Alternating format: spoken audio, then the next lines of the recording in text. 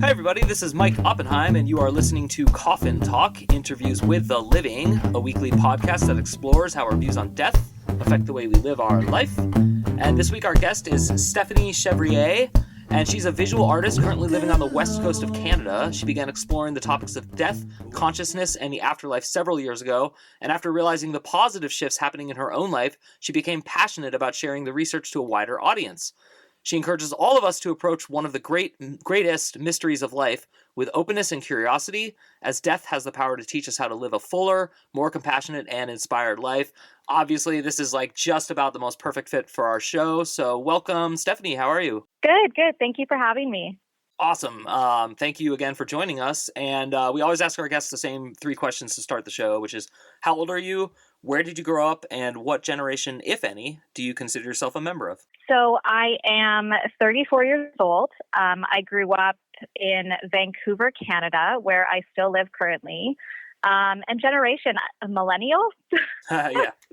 That is what I think they would tell you are, but I don't know. I always find it interesting, too, because in America, at least, we're like very obsessed with generations in the media. I don't think people are. So I started asking it just to kind of see how much of a weird cloak that is. And it seems to not be very important to most people. So yeah, I think there's always those things that each generation can relate to, but I think it mostly just inspires good jokes on the internet.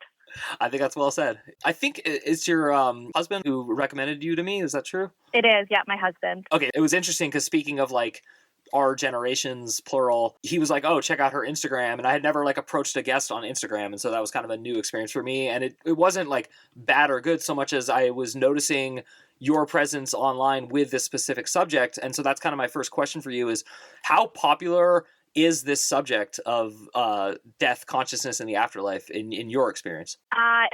Well, in my experience, I mean, I started this page less than a year ago, and it has grown quite rapidly in a very short time. So while the research tends to be, it's been going on since the 70s really in a systematic way, and I feel like it's always kind of been a very fringe topic in society or something that's lumped together with religion. But I do think we're at a time where people are getting really interested in this in a more mainstream way, and I think I'm witnessing that firsthand by being in the right place at the right time with this. Yeah, and I would completely agree, and I would say same thing here. And I mean, it's just, I had a hippie parent, so I know my excuse. They just like gave me books on near-death experiences. They talked about the possibility of reincarnation. We had no strict religion in our home. So like from there, it was just kind of a natural compulsion. But I do feel like there's like kind of a revival of like maybe the summer of '69 kind of attitude towards astrology and all things esoteric. So do you think it's a coincidence, or do you think there's really like something larger at work that's bringing this out and again, like in this epoch, this time period right now? I think it's an interesting time. We just have so much more access to information at the palm of our hands. I also think that where we are in society, we have this epidemic of loneliness, anxiety, depression. I do think that people are more and more searching for greater meaning and happiness. And in my experience, there's two kind of outcomes to that. One, which is I think normal and more common, is it's good to do that and it helps you. But with some people, they actually, it makes life harder and worse for them because they start to put like much more pressure on themselves, and like they think there's like a cosmic purpose to their life and that they have to adhere to it, and it might be punitive and all that. Have you found that in any of your research, or do you think with, I shouldn't say research, but with your following and with what you're doing, do people ever like approach you and they're really like not doing well with all this and you have to kind of rechange their mind frame? Not in my experience, but I'm sure as with anything, there is quite the spectrum of the human experience. So I'm sure there's people that do feel this immense pressure of, oh my God, if we're here for a purpose, what is my purpose? Am I living that? But in my experience for myself and for the people that I speak to, I do find that this topic just brings people a sense of relief. Like they don't have to be anything, I don't want to say special in this world, but they really don't. Like we don't need to strive for that extraordinary title, the job, the money, the stuff. Like we are part of something so much greater. And I think that does take a lot of pressure off of people. Yeah, I mean, definitely. And can you get like a little more specific, like maybe just an anecdote or something of in your journey, like how did death specifically, your statement in your biography is death has the power to teach us how to live a fuller, more compassionate, inspired life. This is not a gotcha question. I agree with that statement completely, but do you have any anecdote for that, like in your own personal life? Yeah. So if we're looking at the topic of death specifically, what this has done for me is, okay, I'm going to say like the question that I tell myself or ask myself often as I go throughout my day is this the last time I'm going to experience this? Or this could be the last time I'm going to experience this. And it could be anything from walking home and seeing the sunset or telling my husband about my day, going for a walk with my dog, these little moments that we kind of take for granted as something that we do every single day, but that are so meaningful. And when we have this, when we know death is coming, our mortality is coming one day for us, we really allow ourselves to sit with the presence of that moment, feel the fullness of that moment with so much gratitude.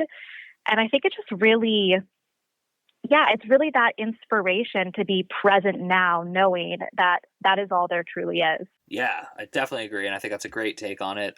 So what happened several years ago that made you start exploring this? So I have a family member who, I don't know if you know of the Bigelow Institute for Consciousness Studies. Yeah, I do actually. Awesome. So I have a family member who works at the Bigelow Institute, and they released those essays they were looking for the best evidence that consciousness survives the death of our physical bodies. Mm-hmm. And so I had access to all of these essays, and I was visiting over Christmas like 2.5 years ago. And I just started reading these essays, and it started with one about near-death experience, like a personal story, a woman named Nancy Dannison. And then I followed it with some kind of more scientific research papers about, what people believe happens to our consciousness and, does our brain produce it or is it a product of the universe and we're just transmitting it, all those kinds of things. And it really just blew my mind, to say the least. I could not, from that point forward, I was insatiable. I wanted to know as much as I could. I had grown up quite agnostic, and as I got older, described myself as more spiritual, but really didn't know what I believed, struggled with, depression and anxiety like so many people. And to hear what people were experiencing and to really question what was reality and to question everything I thought I knew and believed was incredibly transformative for me. Yeah, I mean, wow, that's like really intense, and that's really cool that you had all that access. So you're doing all that research and you're all that reading, and now it's been a few years. So how do you answer the question, the only other question we ask every guest on this podcast, which is, what do you think is going to happen to you when you die? Well, ultimately, I don't know, but so I never want to say anything with certainty. Mm-hmm. But from everything that I've read and what I believe to be true in my soul and my heart is that our consciousness does exist beyond this physical body.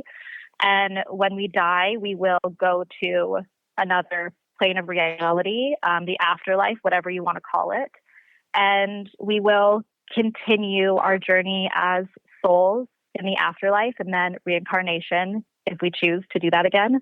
I definitely respect, understand, and it's pretty similar to how I would answer the question. So I'm going to push you the same way I push myself, which is, what is the you that is going to go into this afterlife? So I'm not saying I don't agree with you, but like, how do you express that you? Is that you, Stephanie, or is that you beyond Stephanie? That is me beyond Stephanie. That is the part of me. It's actually where my brand, the name Live Deathless, came from, was learning to connect and live from the part of us that is more than our name, more than our job, more than our fear. It's just that place of love and wholeness that never dies, that will, transcend our physical bodies. Yeah, that's awesome. I love that answer. So this is how I approach it with myself. When you're in like moments of intense ego identification as Stephanie, do you try to tell yourself like, hey, this isn't me? Or do you try to tell yourself like, no, this is an important thing, but I'm looking at it wrong? Like, what is your kind of go-to steps in those moments, if you have them? No, that's a great question. I think a little bit of both.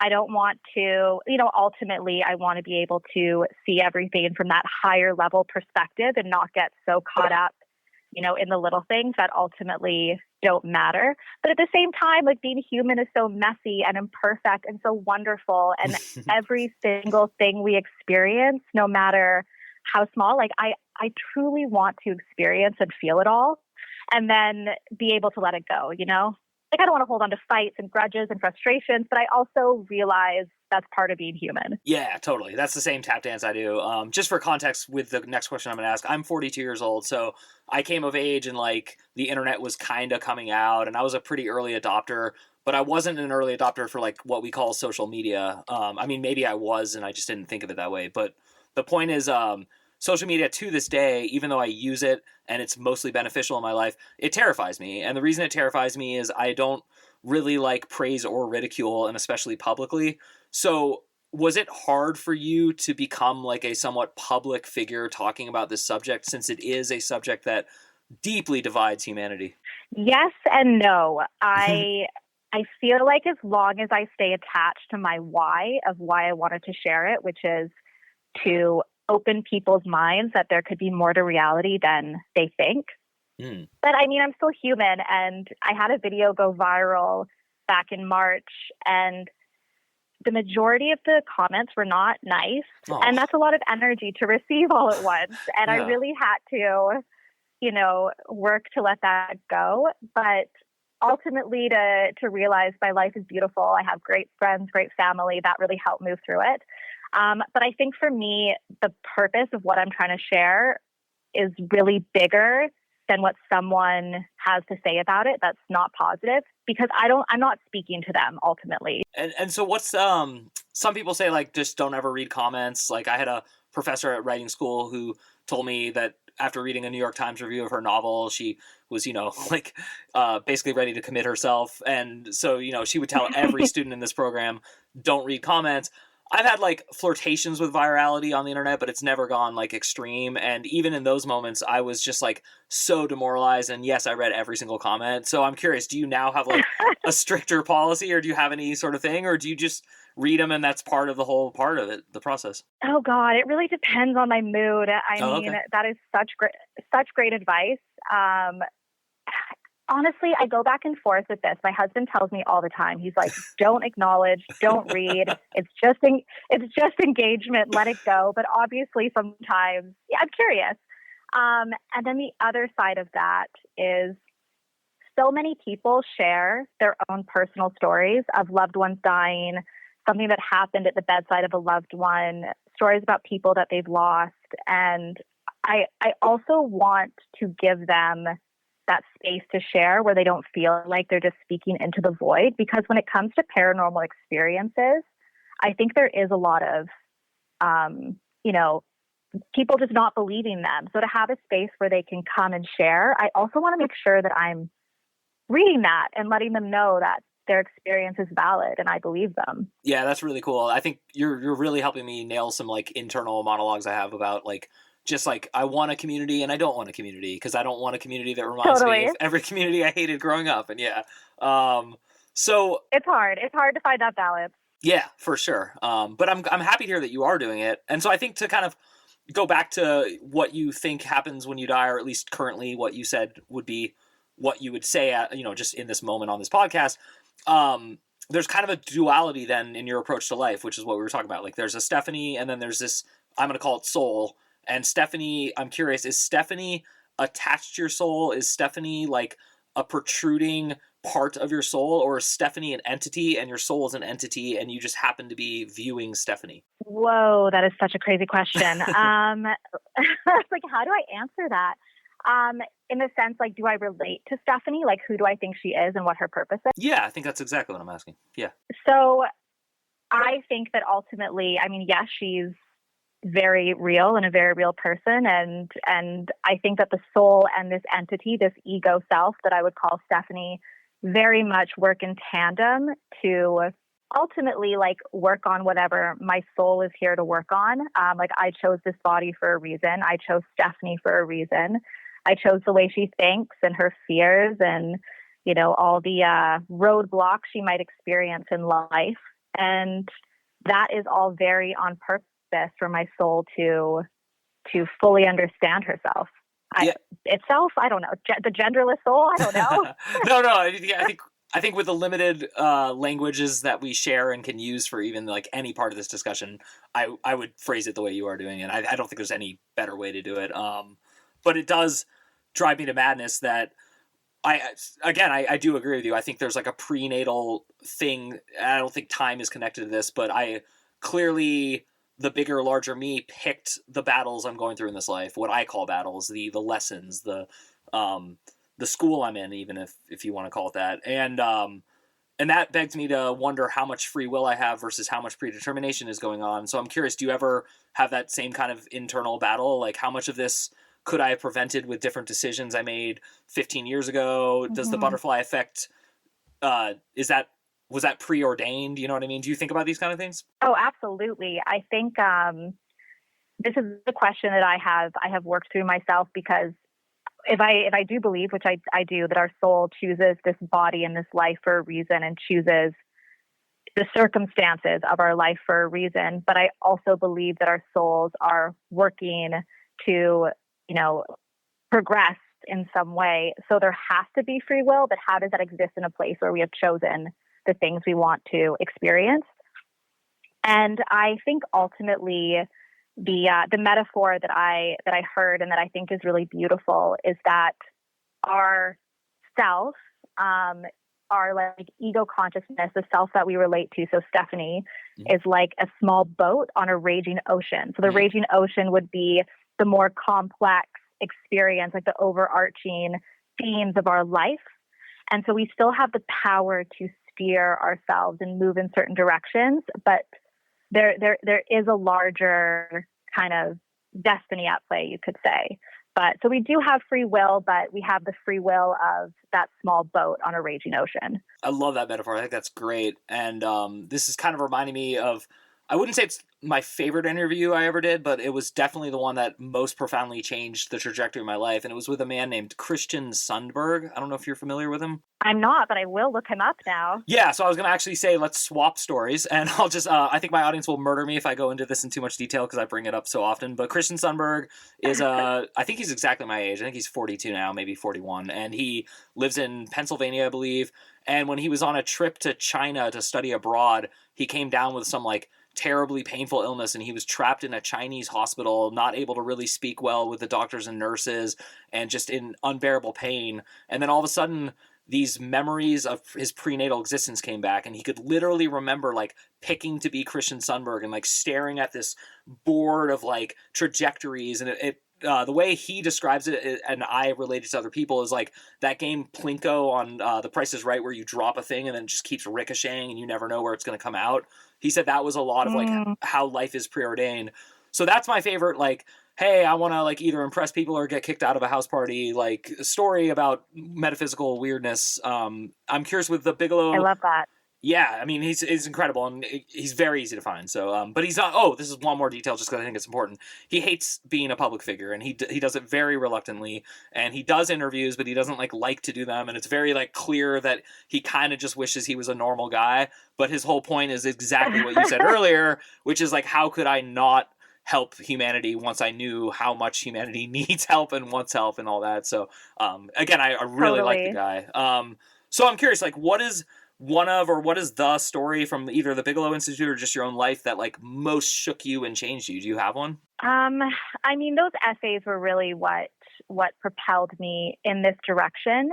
I do think if I look at the story of my own life and the things that I've overcome, I do think that I was slowly, I'm that little boat slowly pointing myself in the direction that I need to go to while going through the things that I did. I think ultimately they led me to that moment where I was able to read those essays and really take them in a really profound way. But those essays were that moment for me where I really started to question what all of this could be. And then once I started really witnessing the positive changes in my life, that's when the inspiration came to be like, people need to know about this. Yeah, definitely. And so how much of your mindset is focused on helping humanity, however you define that, versus helping Stephanie because that's the way to help humanity? Like, is that a fair question to ask you? Hey everyone, thank you so much for listening to Coffin Talk. I am proud to say that we are offering premium subscriptions at my website, mikeyop.com. That's MIKEYOPP.com. So please head over and consider supporting us. Thank you so much. I mean, I think that by helping myself, I'm ultimately doing both. I really, the helping humanity piece feels so big and pretentious, and how I'm still figuring that out for myself. Like I mentioned, this page is quite new for me, and this journey publicly is quite new for me. And there's that piece of me that is still trying to figure out how much do people want to hear how to change their lives. Like I'm still kind of figuring that out for myself. And what ultimately I'm just focusing on doing now is the me piece and sharing what feels helpful for me, and hopefully others will find value in that. Yeah, that's very cool. I really appreciate that answer because it feels similar to me. And I mean, you just Google like self-help on the internet, and clearly there's more people offering it than ever before, but there's also clearly more people buying it than ever before. And I don't think either is a bad thing. I did read recently, like, the advent of like the term life coach is pretty recent even. And so it's just kind of interesting to me to see this explode, at least on the versions of the internet that like come my way. I don't know if it's really exploding. I mean, if you look at like Gallup polls and Pew Research on like people's opinions, it seems actually that very little has changed and most people are agnostic or strictly adherent to a religion. Interesting. Yeah, so I don't know like where it's going, but I was curious actually. I wrote a note like early on in the interview. So I shouldn't say almost, but if I was ever going to get a PhD, I was flirting with the University of Santa Cruz PhD in consciousness program, which I believe at the time at least was the only one in the United States.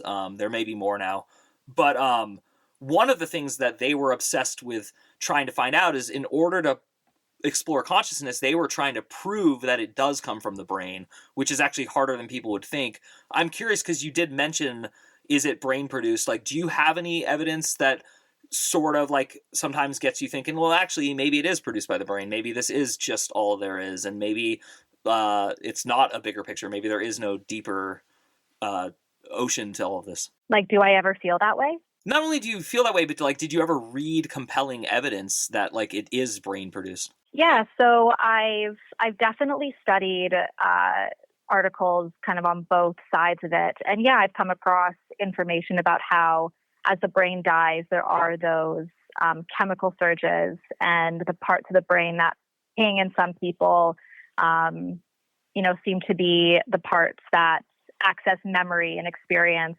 And yeah, ultimately, I don't think I know enough about it to really speak to the science exactly. But when I read those things, of course, it makes me question. I'm a skeptical person by nature, and I've definitely had my moments after reading something wondering, am I right or are they right? What is the truth in all of this? Yeah, that definitely happens to me too. And it is, it's interesting that it's all going to always come down to like, I can not pronounce this word very well, but solipsism, which is where you're just inventing everything and there's no way to prove it. And, I'm a character in your imagination doing this interview and vice versa. But which kind of segues into my probably final question for you, which is there's like a huge coinciding with what's going on now is a lot of people are starting to do like different drugs like acid and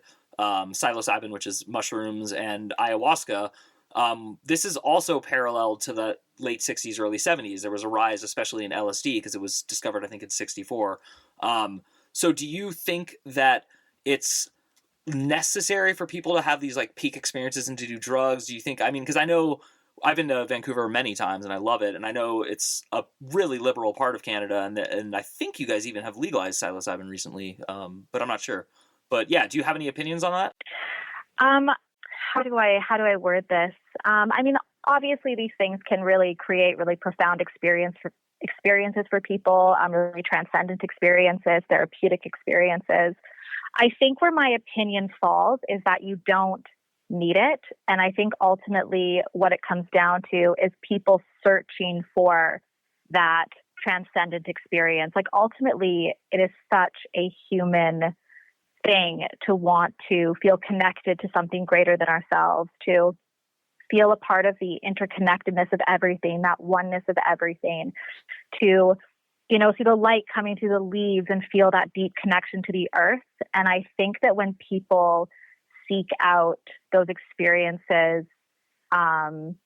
with drugs, I think that's fine, but I don't think that's the only way or the most long-lasting, profound way ultimately to do it.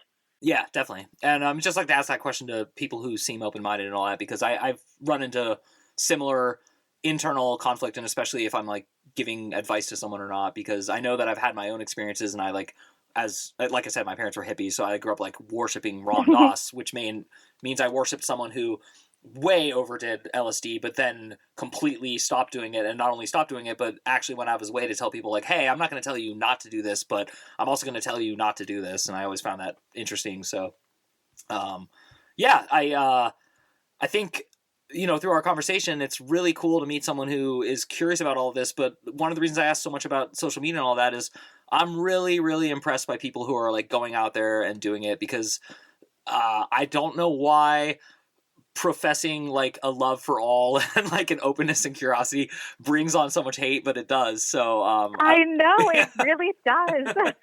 It's mind blowing. I think for me, it is mind blowing, but I think for me that's just such clear evidence of how needed this type of public presence is on this type of topic. Because when you really dive into the meat of what people say who have had near-death experiences and are really connected to that deep, transcendent nature of the universe, it's all about just loving each other. And I think that the more we share and the more we bring this to the mainstream, I think that deep separateness we all feel will slowly start to close. Awesome. Very well said. And I do always give my guests the last word on the show. It's just how I like to end it. So is there anything else you'd like to add or tell our audience, since they don't know you that well and they're just now meeting you? I think just if I was going to say anything, I think it's that none of us know what this is. None of us truly know what's going on. The point of my page is really just to open people's minds to the possibilities of what everything is and everything that they are and how we're all connected to each other. I love it. What a great answer and what a great interview. Stephanie, thank you so much for coming on the show. It's good to have more friends of the show, and we'll have notes for how to find Stephanie, everyone. And as always, if you want to help support our show, the best way is to head over to mikeyop.com. That's MIKEYOPP.com, and sign up for the once a week email. Once again, you have been listening to Coffin Talk. My name is Mike Oppenheim, and we will see you soon.